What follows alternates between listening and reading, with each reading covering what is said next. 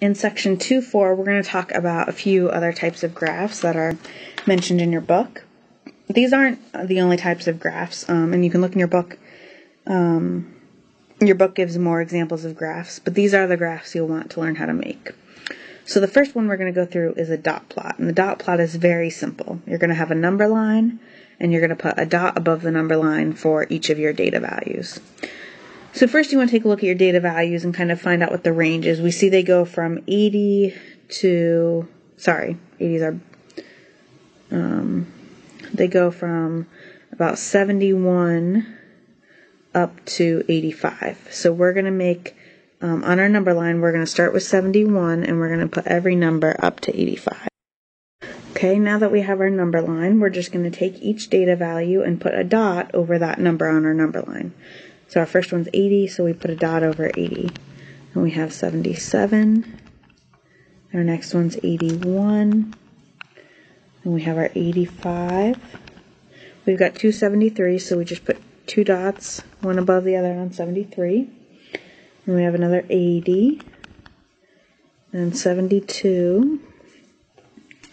Then our next one's 83, 81, 75, 78, another 80, 71, and 73.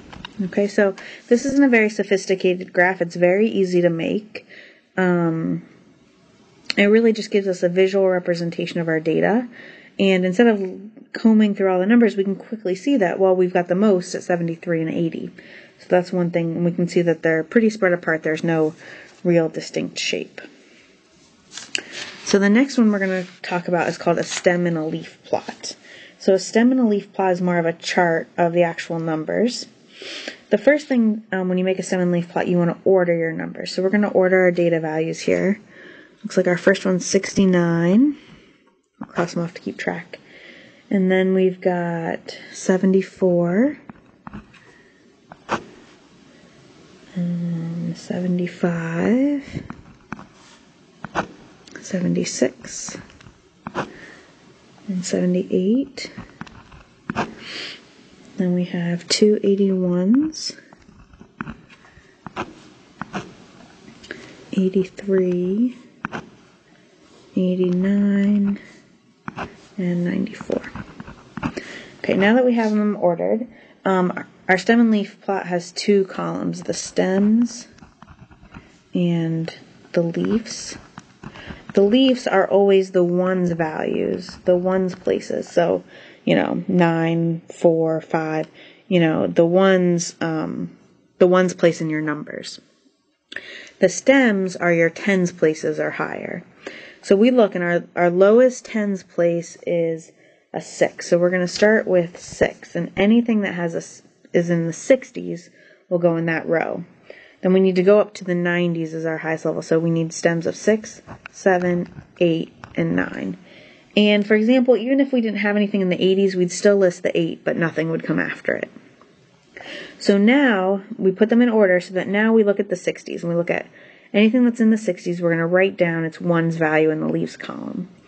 So here we have 69, so the 1 is a 9. So that tells us 69. Then we look at the 70s. We have a 74, a 75, a 76, and a 78. So we're going to put a 4, 5, 6, and 8. And we do want to put those in order. For the 80s, we have two 81s, so we put two 1s, the 3, and the 9 for the 89. And then for the 94, we have just a 4. So that's all there is to a stem and leaf plot. You're putting the tens place, and if it got up to 100, we'd put 10 for stem. So we put the tens place, and then we put the ones place in order. Now notice there aren't any commas or anything, we just list them. Okay, so it's kind of a compact way of listing all our data. And the final one we're going to do in this one is a scatter plot. So a scatter plot is a way to relate two things of data, and we'll actually talk more about this in chapter 10. So here we have the scores of 10 students, and they each took 2 tests.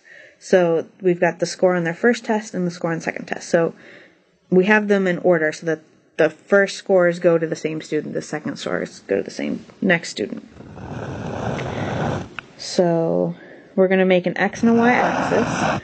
On the x-axis is going to be their first test score. And on the y-axis is going to be their second test score.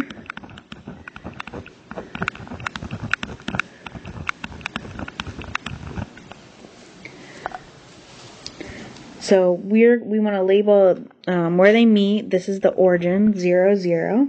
And then so we can label these by tens. Now we've got them labeled, and we're going to think of these as ordered pairs. So they're going to go over to the first value and up to the second value. So our first value is 5783. So we're going to go over to 57 and up to 83. And here, since we're doing it by hand, we really just have to guess. Our next one's 5885, so it'll just be over a little bit and up a little bit.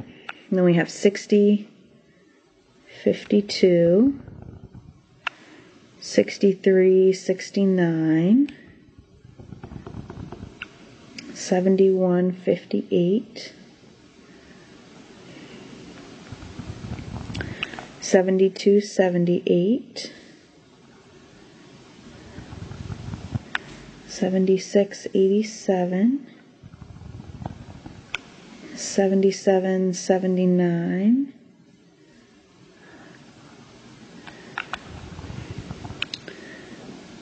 78, 62, and 87, 67.